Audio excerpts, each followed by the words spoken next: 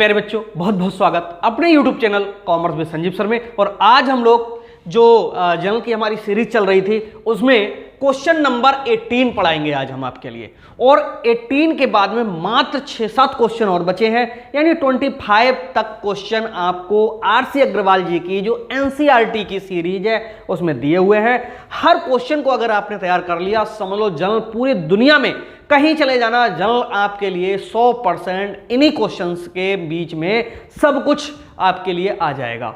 तो यहां पर मैं बताऊं आपके लिए क्वेश्चन नंबर 18 में हमने जनरल एंट्री के लिए आपको प्रोफार्मा वही पुराना और इंग्लिश में इसको सॉल्व करना है। डेट, पार्टिकुलर्स, एलएफ, अमाउंट और अमाउंट, ये हमारे कॉलम है। और क्वेश्चन को स्टार्ट करते हैं बिल्कुल बिना देर किए हुए। अगर कोई व्हाट्सएप ग्रुप से जुड़ना चाहते हो तो उनके लिए हमारे ऑफिस का नंबर 9719811101 ये ऑफिस का नंबर है जहां से आप जुड़ सकते हो। ओके, और क्वेश्चंस को यहां पर देखेंगे। लिखा हुआ है, सबसे पहले ऊपर मैं बता दूं, लिखा जाता है general entries in the books of करके, और जो मालिक का होता है नाम वही यहां पर लिख दिया जाता है। 1 जुलाई 2020 को संजय ने तो 20,000 का नगद, 10,000 का माल और 5,000 के फर्नीचर से व्यापार आरंभ किया। तो बात किसकी कर रहे हैं? संजय की कर रहे हैं। तो general entries in the books of करके यहां लिख देंगे संजय। ओके, यानी संजय की पुस्तकों में जनरल प्रविष्टियां। अगर हिंदी में लिखोगे तो यहां लिखना होता संजय की पुस्तकों में जनरल प्रविष्टियां, इस तरह से तैयार होता। आगे अब मैं बताऊं 1 जुलाई 2020, तो पहले वर्ष को ही डाल लो, यानी 2020 और जुलाई 1। बार बार वर्ष डालने की जरूरत नहीं होती, केवल महीने का तारीख डालते जाओ और इसको सॉल्व करते हुए चले जाइए आप। संजय ने 20,000 रुपए नगद, 10,000 का माल और 5,000 के फर्नीचर से व्यापार आरंभ किया। अब मैं आपको बताऊं, देखिए कोई संजय है, संजय व्यापारी है, वो 3 चीजों से अपना व्यापार आरंभ कर रहे हैं। तो हमने आपके लिए सिखाया होगा कि जिन चीजों से हम व्यापार आरंभ करते हैं वो सब व्यापार में आती हैं। तो व्यापार में आने वाली वस्तुओं को, संपत्तियों को हम क्या करते चले जाते हैं? डेबिट करते चले जाते हैं। तो यहां पर इन्होंने बताया है कि 1 जुलाई 2020 को संजय ने 20,000 नगद, तो नगद आ रहा है बिजनेस में, तो सीधे लिखो कैश अकाउंट डेबिट। और 10,000 का माल, तो माल को हम लोग परचेज लिख सकते हैं, परचेज अकाउंट डेबिट। और परचेज की जगह पे मैंने कल भी बताया था स्टॉक भी लिख सकते हैं, ठीक है। और वैसे मैं बताऊं कि जब माल लिखा हुआ हो करे तो आप स्टॉक डाल देंगे तो ज़्यादा बेहतर रहेगा। तो यहां पर cash account debit, stock account debit, stock account लगाना पड़ेगा, ठीक है, डेबिट। और क्या कह रहा है? 5,000 का फर्नीचर, तो furniture account debit to capital account. ये नरेशन बनेगी बीइंग बिजनेस स्टार्टेड बाय क्या क्या है? Cash, stock and furniture. और आगे जोड़ते चले जाएंगे फर्नीचर। तो जब यहां पर स्टॉक लिख रहे हैं तो परचेज की जगह पे अगर एक ही चीज लिख देंगे तो कोई दिक्कत नहीं होगी, सीधे क्या? स्टॉक। ओके, क्योंकि नीचे लिख रहे हैं तो बढ़िया रहेगा स्टॉक, स्टॉक अकाउंट सीधे डेबिट। ठीक, यहां पर लाइन खींच दीजिए, देखो कितने कितने का है। यहां पर है 20,000 रुपए नगद है तो कैश में डाल देंगे कितने? 20,000। 10,000 का स्टॉक है, 5,000 का फर्नीचर है, तो यहां पर टोटल हो गया 35,000। ये पहली एंट्री हो गई जो एक ज्वाइंट एंट्री बनी। इतनी चीजों से बिजनेस स्टार्ट हुआ और टोटल कैपिटल हमारी बन गई कितनी? 35,000। इसके बाद में अगला है जुलाई 2 के लिए बैंक में जमा किया कितना? 14,000। ठीक है, तो यहां पर डालिए जुलाई 2।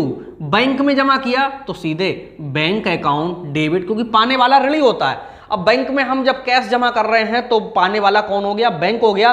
तो यहां पर लिखेंगे बैंक अकाउंट डेबिट और टू कैश अकाउंट। व्यापार से जाने वाली संपत्ति को क्रेडिट करते हैं, कैश जा रहा है हमारे पास से, इसलिए टू कैश अकाउंट। नरेशन में लिखेंगे बीइंग कैश डिपॉजिट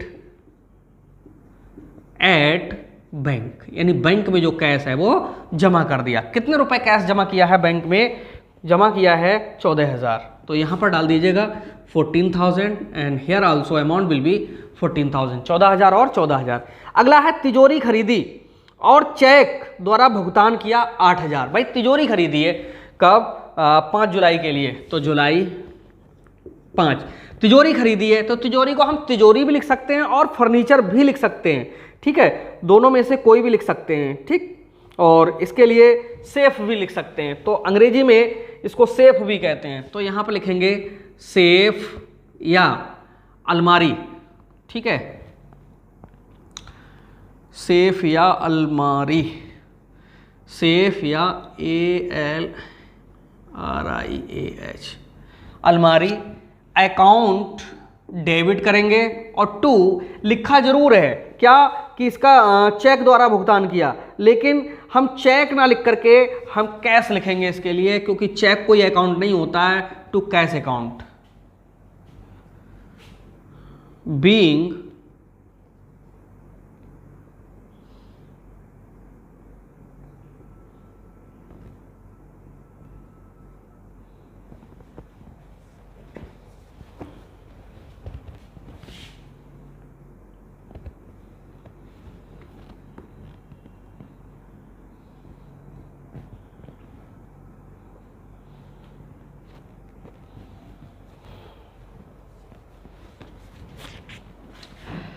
दो जुलाई के बाद अगली डेट है हमारी, वो है 5, ठीक है। देखिए 5, तो यहां डाल देंगे जुलाई और 5, ठीक है, जुलाई 5। जुलाई 5 को क्या कह रहा है, तिजोरी खरीदी और चेक धनादेश द्वारा भुगतान किया, कितना, 8000। तो भाई जब तिजोरी खरीद रहे हैं तो इसको हम कहते हैं safe, okay, SAFE, safe account debit. और 2 चेक को कभी भी चेक नहीं लिखा जाता, कैश लिखा जाता है, टू कैश अकाउंट। नरेशन में लिखेंगे being safe purchased, being safe purchased. और कितने रुपए की सेफ है, यहां पर डाल देंगे 8000 रुपये, तो यहां पर भी 8000 और यहां पर भी कितने, 8000। इसके बाद श्याम से माल खरीदा, भाई श्याम से माल खरीदा है, इसका मतलब क्या है, श्याम से नगद नहीं खरीदा, उधार खरीदा है। तो देखो खरीदने को कहते हैं परचेज, तो परचेज अकाउंट डेबिट। 2 देने वाला धनी होता है, तो यहाँ पर श्याम आ जाएगा, नाम के आगे अकाउंट नहीं लगता है, सीधे लिखेंगे टू श्याम। नरेशन में लिखेंगे बीइंग गुड्स परचेज, लाइन खींच दीजिएगा और अमाउंट डाल दीजिएगा कि श्याम से माल खरीदा है 11500 का, तो यहाँ पर भी 11500 और यहाँ पर भी 11500। और जो डेट थी वो कितनी थी, 7 थी, तो यहाँ पर डालेंगे जुलाई, कौन सी, 7।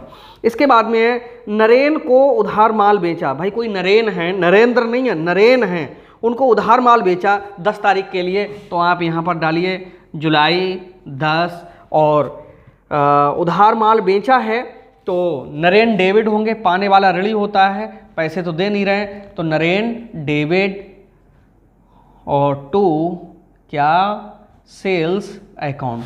नरेशन में लिखेंगे बीइंग गुड्स सोल्ड, ठीक है, कुछ मत लिखो कि नगद बेचा या उधार बेचा, सीधे नरेन को उधार माल बेचा है 6500, तो यहाँ पर डाल दीजिए 6500 और 6500। इसके बाद में लिखा है नगद विक्रय किया, भाई नगद विक्रय किया है जुलाई 14 के लिए, जुलाई 14 नगद बेचेंगे तो हमारे लिए क्या मिलेगा, कैश मिलेगा, तो कैश अकाउंट डेबिट। 2 माल बेचने को सेल्स कहते हैं, सेल्स अकाउंट। नरेशन में लिखेंगे बीइंग गुड्स सोल्ड, अमाउंट डाल दीजिएगा, कितनी अमाउंट पड़ेगी, 11400 और यहाँ पर भी 11400। अगला है जुलाई 14 के बाद जुलाई 16, अब नीचे आपको नहीं दिखेगा तो बराबर में यहाँ सॉल्व करते हैं। जुलाई 16 के लिए सुरेश को 10% व्यापारिक कटौती पर अंकित मूल्य का माल बेचा और वो कितने का, 7000 रुपये का, ठीक है। तो डेट आ गई हमारी 16, देखो यहाँ पर ऊपर से करके दिखाते हैं, डेट डालेंगे हम लोग, सुरेश को 10% व्यापारिक कटौती पर अंकित मूल्य का माल बेचा 7000 रुपये का, तो सीधे लिखो ये तो लिखा नहीं है कि नगद बेचा उधार बेचा, तो उधार ही बेचा, और सुरेश को बेचा है, तो यहाँ पर जुलाई 16 Suresh debit to sales account, छोटा छोटा लिख रहे हैं थोड़ा, नरेशन में लिखेंगे बीइंग गुड्स सोल्ड।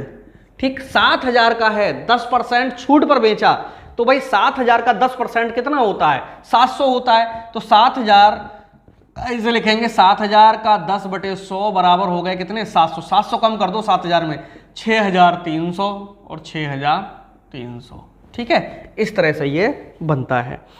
आगे है, सुरेश ने अंकित मूल्य का माल लौटाया, कितने का, 700 का। अब सुरेश हैं, उन्होंने माल वापस किया है, जो वापस किया है वो कितने का किया है, 700 का किया है। जब वापस किया है सुरेश ने, वो डेट कौन सी है, 18 है, तो यहाँ पर डालेंगे जुलाई, और वो भी कितनी, 18। ठीक है, अब देखो हमने उनके लिए सेल्स किया था, और सेल्स किया हुआ माल वापस आ रहा है, तो यहाँ पर सेल्स रिटर्न होगी, यानी सेल्स रिटर्न अकाउंट डेबिट, और टू जो सुरेश डेबिट हुए थे वो ही अब क्रेडिट होंगे टू सुरेश। ठीक है, खरीदा जब उन्होंने तो वो पाने वाला रेडी हुआ, अब वो वापस कर रहे हैं, तो जो डेबिट था वो क्रेडिट में, और जो सेल्स था वो सेल्स रिटर्न बन के कहाँ आ गया, डेबिट में। नरेशन लिखेंगे being goods return by Suresh, कितना, 630 और 630। क्यों, 700 का वापस किया है, 10% छूट घटाएंगे, 70 रुपए घटेंगे, तो 630 ही बचेगा, 630 और 630। जुलाई 18 के बाद में जुलाई 20 नरेन से चेक मिला और बैंक में जमा किया 6,500। ठीक है, अब देखो यहां पर नरेन से चेक मिला 20 तारीख के लिए, तो जुलाई 20, भैया चेक को कभी चेक नहीं लिखते हैं, तो सीधे लिखेंगे कैश अकाउंट डेबिट टू, देने वाला धनी कौन है, नरेन। नरेशन में लिखेंगे बीइंग चेक रिसिप्ट, कितने रुपए का चेक मिला है यहां पर दिखा देंगे, चेक है 6,500 का, तो यहां पर 6,500 और 6,500, इस तरह से ये अमाउंट डाल देंगे। अगला है 24 में पंखा खरीदा, तो पंखा जब हमने खरीदा है तो जो आ रहा है बिजनेस में उसी डेबिट कर लीजिएगा, और ये नहीं लिखा कि उधार खरीदा नगद खरीदा, तो सीधे मैं आपको बताऊं कि पंखा जब खरीदा है तो फैन अकाउंट डेबिट होगा और इसके बदले में कैश जाएगा, तो यहाँ करेंगे fan account debit to cash account. Narration में लिखेंगे बीइंग फैन परचेज्ड, अमाउंट कितनी होगी, जुलाई 20 है यहाँ पर, तो पंखा खरीदा 24 के लिए, जुलाई 24, यहाँ पर